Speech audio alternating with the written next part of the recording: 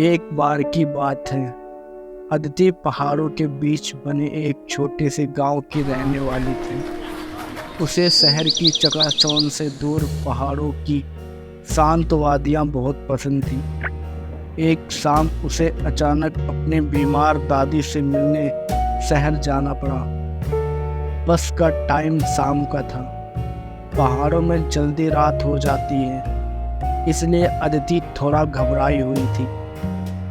Bus station पर सन्नाटा था। कुछ देर इंतजार के बाद एक पुरानी जंग लगी बस आई। ड्राइवर एक लंबा दुबला आदमी था। उसके चेहरे पर एक भी भाव नहीं। अदिति बस में अकेले सवार थी।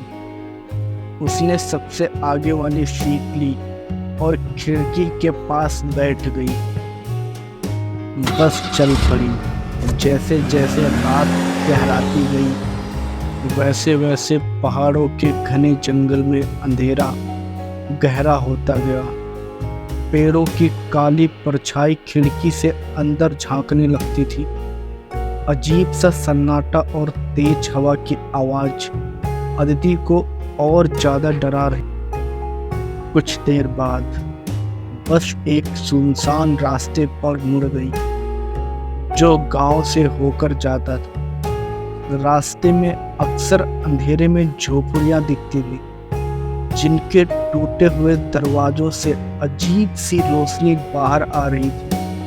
अदिति को लगा शायद यह रास्ता गलत। तभी अचानक बस रुक गई। ड्राइवर ने पीछे मुड़कर भी नहीं देखा और कहा, कुछ देर रुकना पड़ेगा, गाड़ी खराब हो गई है। अदिति घबरा गई। उसने पूछा, यह कहाँ रुके हैं? आसपास कोई गांव भी तो नहीं है। ड्राइवर ने कुछ नहीं कहा। बस सन्नाटे में खड़ी रही। समय कटने का नाम नहीं ले रहा था। अदिति डर के मारे कांप रही थी।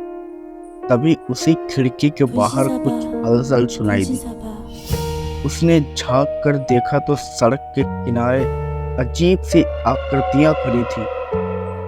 उनकी आंखें चमक रही थी और वे अजीब सी आवाजें निकाल रहे थे। अदिति चीखने लगी, पर उसकी आवाज जंगल में खो गई। अचानक बस का दरवाजा खुल गया। वे खौफनाक आकृतियां बस के अंदर घुसने लगी।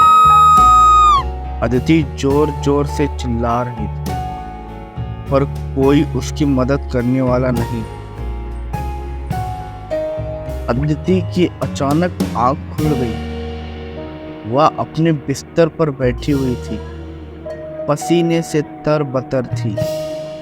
बाहर सूरज की रोशनी आ रही थी। वह बस एक बुरा सपना था। अदिति ने राहत की सांस ली, पर उसे अभी भी उस रात के सफर का खौफ सता रहा था। वह उठी और खिड़की के पास गई। नीचे सड़क पर वही पुरानी बस खड़ी थी जिसे उसने सपने में देखा था। बस का दरवाजा खुला हुआ था और ड्राइवर कहीं नहीं था। अदिति की चीख निकल गई। शायद वह सपना नहीं बल्कि एक भयानक चेतावनी थी। अदिति दौड़कर अपने माता पिता के कमरे में गई। उसने उन्हें रात का सपना बताया और सुबह खिड़की से देखी बस के बारे में भी बताया। उसके माता पिता पहले तो उसे शांत करने लगे, यह कहकर कि ये सिर्फ बुरा सपना था, पर अदिति जिद करती रही। फिर मजबूर होकर उसके पिता नीचे खड़ी हुई बस को देखने गए।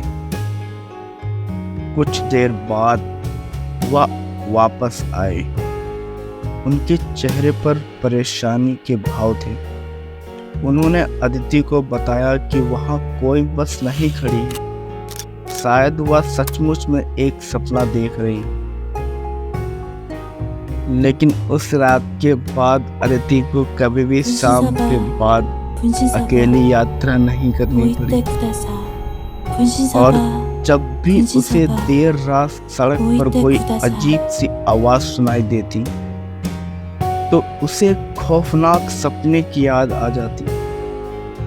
शायद वह सपना था या शायद एक भयानक चेतावनी जिसे उसने अनदेखा कर दिया था।